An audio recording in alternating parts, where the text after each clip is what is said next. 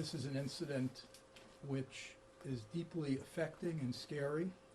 I hope what I'm about to say will dispel at least some of that and serve as something of an antidote to comments made by our governor and our president with regard to this situation.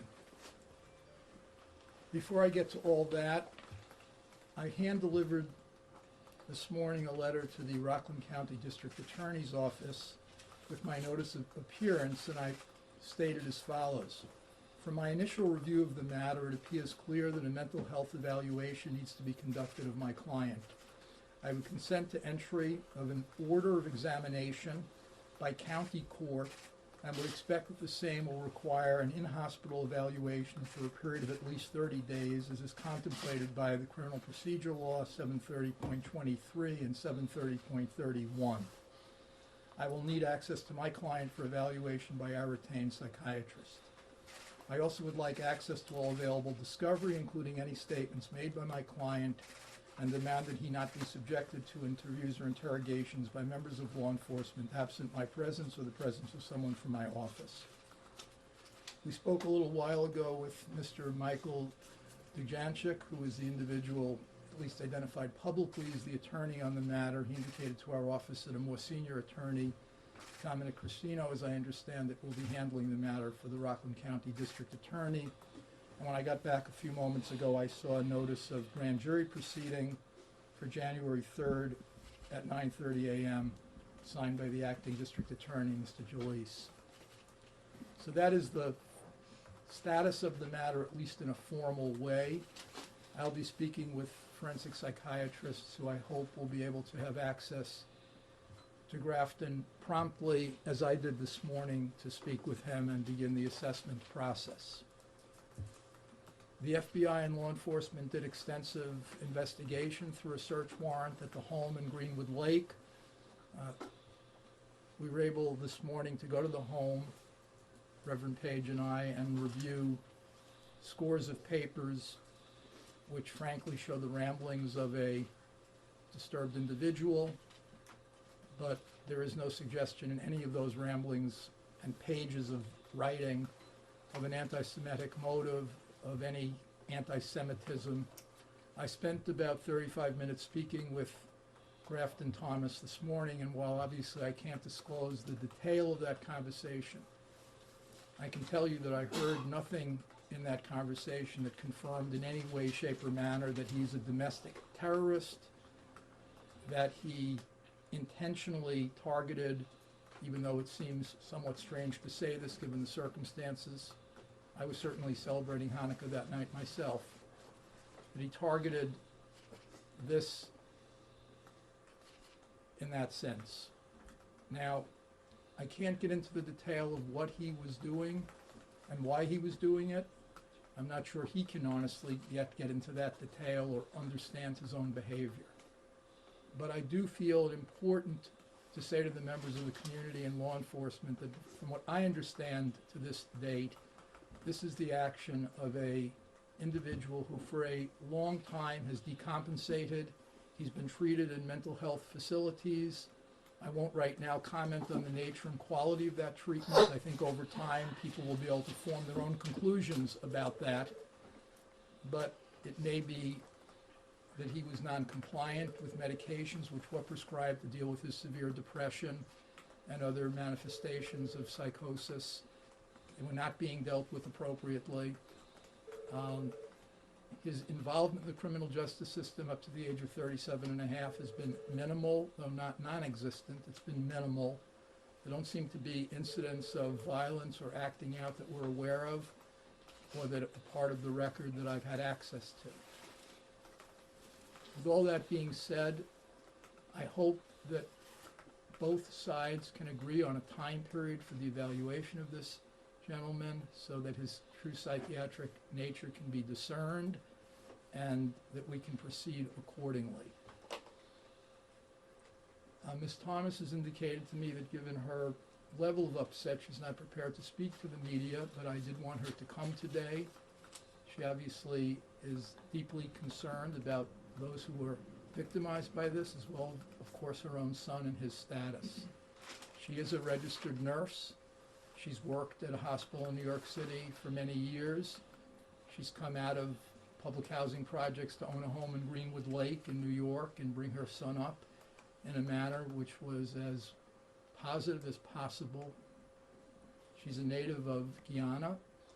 She did, in 1986, gain citizenship in the United States, as I understand it, and she has been a law-abiding and contributing member of our community. I already know that people have written me all sorts of crazy things about immigration status and all sorts of accusations and allegations.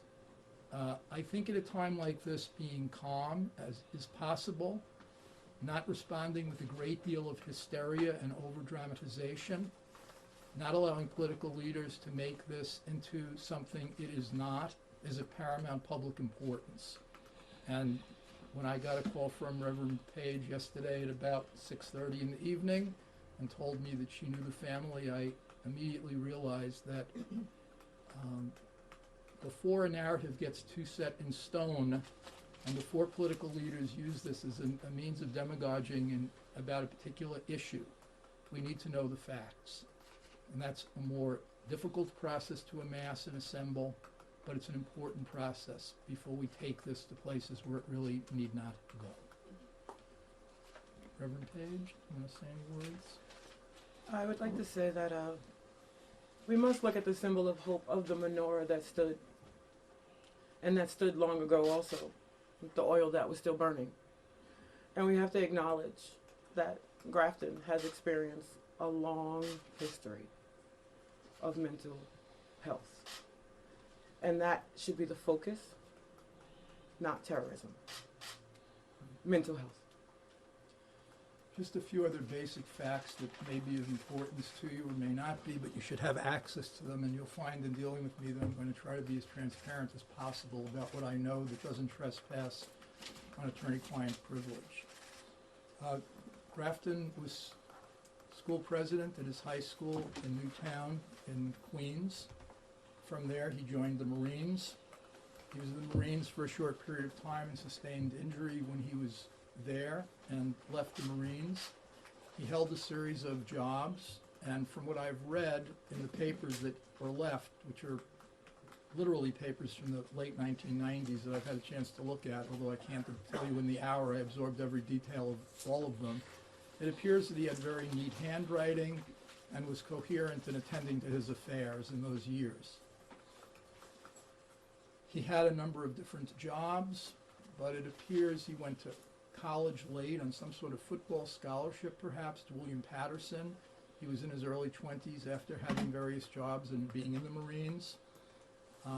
These were fairly short-term jobs, and it appears that sometime within the last 10 to 15 years, I can't be more exact, he suffered a decompensation which has been progressive and ongoing, causing, at least in his home, to be present scripts and pills for major depressant disorder.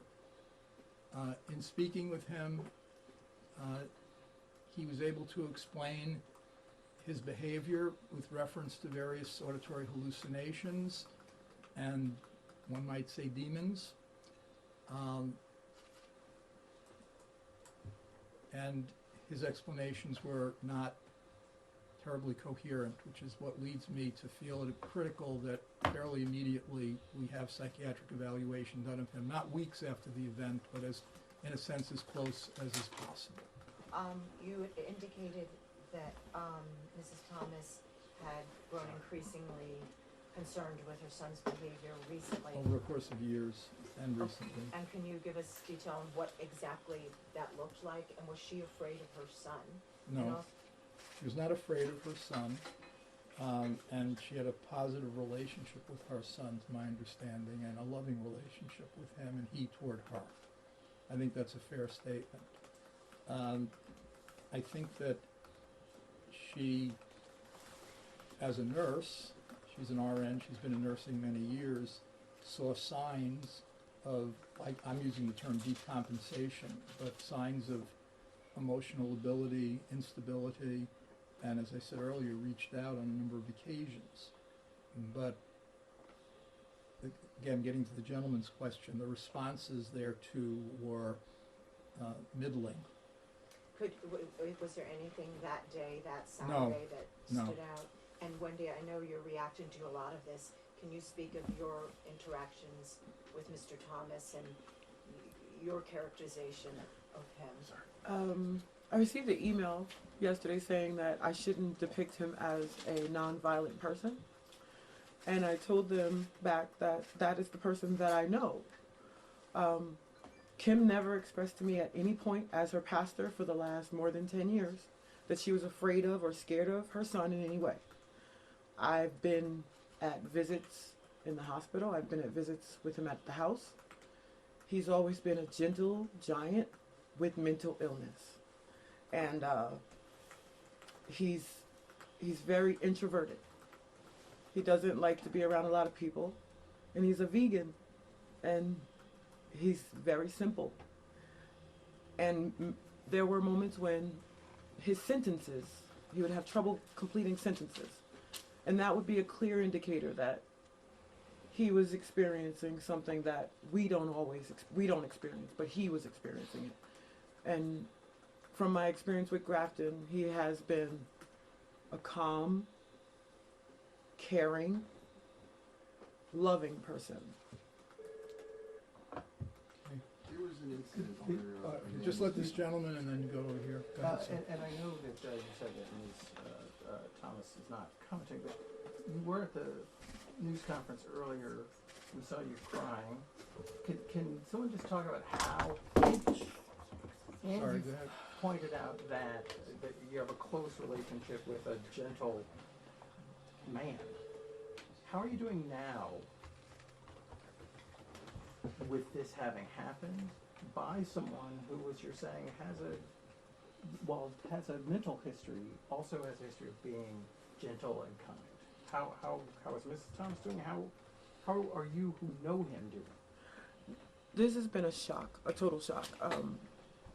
Speaking with Kim this morning, for a little while, it was just like, I just don't believe it. I can't believe this because it's just not a characteristic that we've seen in Grafton. So for a while, I just told her, you don't have to believe it, but we have to accept that this is the reality of what is now. And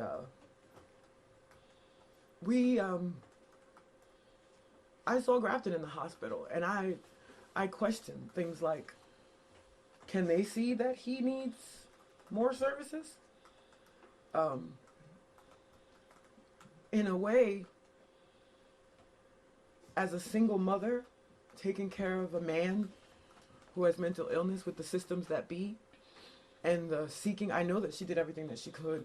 I know that she took him in when she could. I know that she called mental health hotline when she needed to. I know that she took very seriously the responsibility of caring for Grafton and also wanting him to come out of it, to develop through it.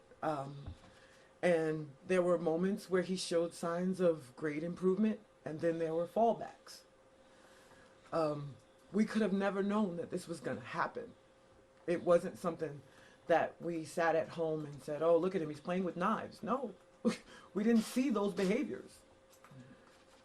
We're at this gentleman here, but Does it surprise you to hear that It they've does. found so many journals? Well, to find so many journals, we found a lot of papers at the house with scribbles on it. we found many, many writings, as I think I said before you got here, may not have, but none of those writings have anything to do with Semitism, anti-Semitism, or the like. So, But does it surprise you to hear that they found journals that specifically express? It is very anti-Semitic views? surprising. It is very surprising. And, I spoke to Kim yesterday and I said, this seems strange. It just seems strange because it is very surprising. Grafton has never spoken about these things. He's never spoken about anything like that. He's a Christian. And the last time I saw him, we prayed together and his mother was happy that he allowed me to pray with him.